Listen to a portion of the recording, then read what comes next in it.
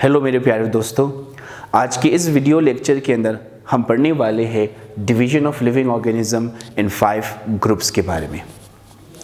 आपने ये ज़हन में रखना है कि पुराने ज़माने में बायोलॉजिस्ट ने लिविंग ऑर्गेनिजम्स को 2 ग्रुप्स के अंदर तकसीम किया था।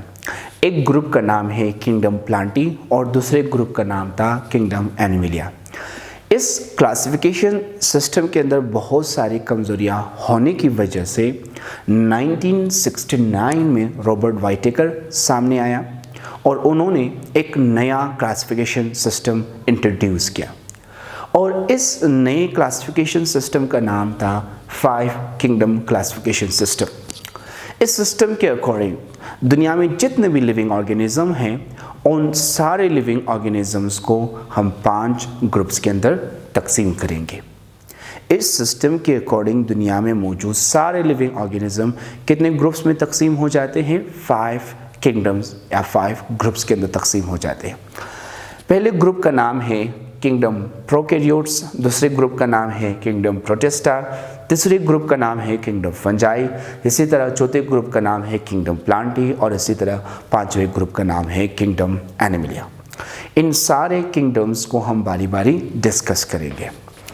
सबसे पहले किंगडम के बारे में पढ़ेंगे जिसका नाम है किंगडम प्रोकैरियोट्स। अब इस ग्रुप के अंदर हमने ऐसे लिविंग ऑर्गेनिजम्स को रखा जिनके सेल्स के अंदर न्यूक्लियस और मेम्ब्रेन बाउंडेड ऑर्गेनेल मौजूद नहीं था। किंगडम प्रोकैरियोट्स के अंदर हम ऐसे लिविंग ऑर्गेनिज्म को रखते हैं जिनके सेल्स के अंदर न्यूक्लियस और मेम्ब्रेन बाउंडेड ऑर्गेनेल मौजूद नहीं होता। किंगडम प्रोकैरियोट्स के अंदर मौजूद जो ऑर्गेनिज्म हैं उनमें से एक का एग्जाम्पल है बैक्टीरिया और दूसरा एग्जाम्पल है साइनोबैक्टीरियम। साइनोबैक्टीरिया को ब्लू ग्रीन एल्गी भी कहा जाता है। अब आते हैं नेक्स्ट किंगडम की तरफ जिसका नाम है किंगडम प्रोटिस्टा। इस किंगडम के अंदर हमने यूनिसेलुलर और सिंपल मल्टी सेलुलर ऑर्गेनिज्म को रखा। अब यूनिसेलुलर ऐसे ऑर्गेनिजम्स को हम कहते हैं जो एक सेल से बना हो और सिंपल मल्टी सेलुलर ऐसे ऑर्गेनिज्म को हम कहते हैं जो बहुत सारे सेल से बना हो मगर उनके पास टिश्यू, ऑर्गन और सिस्टम मौजूद ना हो। तो आपने ज़हन में रखना है कि जितने भी यूनिसेलुलर और सिंपल मल्टी सेलुलर ऑर्गेनिज्म थे उन सबको हमने किंगडम प्रोटिस्टा के अंदर रखा।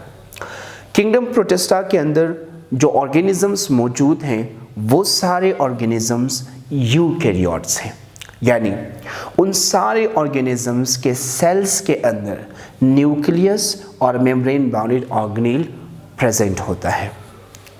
इसकी एग्जाम्पल अगर हम देखें तो इसकी एग्जाम्पल में हमारे पास है एमेबा, पैरामीशियम, क्लेमाइडोमोनास वगैरह। अब आते हैं थर्ड किंगडम की तरफ जिसका नाम है किंगडम फंजाई। अब इस किंगडम के अंदर हम मल्टी सेलुलर ऑर्गेनिज्म को रखते हैं। ऐसे ऑर्गेनिजम्स जो बहुत सारे सेल से बना हो ऐसे ऑर्गेनिजम्स को हम कहते हैं मल्टी सेलुलर ऑर्गेनिज्म। सो किंगडम फंजाई के अंदर मल्टी सेलुलर ऑर्गेनिजम्स मौजूद होते हैं। ये जो ऑर्गेनिज्म इस किंगडम के अंदर मौजूद हैं इन ऑर्गेनिजम्स के पास क्लोरोफिल मौजूद नहीं होता और ये सारे ऑर्गेनिज्म सेप्रोट्रॉफ है, यानी ये अपनी खुराक या तो लिविंग ऑर्गेनिज्म के वेस्ट मटेरियल से हासिल करता है या तो ये अपनी खुराक डेड ऑर्गेनिज्म से हासिल करता है। तो वो जानदार जो अपनी खुराक लिविंग ऑर्गेनिज्म के वेस्ट से या उनकी डेड बॉडी से हासिल करे ऐसे ऑर्गेनिजम्स को हम कहते हैं सेप्रोट्रॉफ। सो किंगडम फंजाई के अंदर हम मल्टी सेलुलर ऑर्गेनिजम्स को रखते हैं जिनके पास क्लोरोफिल नहीं होता और वो सेप्रोट्रॉफ होते हैं। इसकी एग्जाम्पल में अगर हम देखें तो हमारे पास मशरूम है और इसी तरह दूसरे एग्जाम्पल हैं राइजोपस। राइजोपस को हम कॉमनली ब्लैक ब्रेड मोल्ड भी कहते हैं जो रोटी वगैरह के ऊपर ग्रो कर जाता है। अब आते हैं नेक्स्ट किंगडम की तरफ जिसका नाम है किंगडम प्लांटी। इस किंगडम के अंदर हम मल्टी सेलुलर ऑर्गेनिजम्स को रखते हैं, यानी ऐसे ऑर्गेनिजम्स को रखते हैं जिनके पास बहुत सारे सेल्स मौजूद हों, जिनके पास टिश्यू भी हो, ऑर्गन भी हो और सिस्टम भी हो। तो आपने ज़हन में रखना है कि किंगडम प्लांटी के अंदर हम मल्टी सेलुलर ऑर्गेनिजम्स को रखते हैं। ये जो ऑर्गेनिज्म इस किंगडम के अंदर मौजूद हैं, ये ऑर्गेनिज्म ऑटोट्रॉफ होते हैं, यानी ये ऑर्गेनिज्म अपनी खुराक खुद सिंपल सब्सटेंसेस से बना सकता है। तो वो जानदार जो सिंपल सब्सटेंसेस यानी कार्बन डाइऑक्साइड और वाटर जैसे कंपाउंड से अपनी खुराक खुद तैयार कर सके, ऐसे ऑर्गेनिजम्स को हम कहते हैं ऑटोट्रॉफ।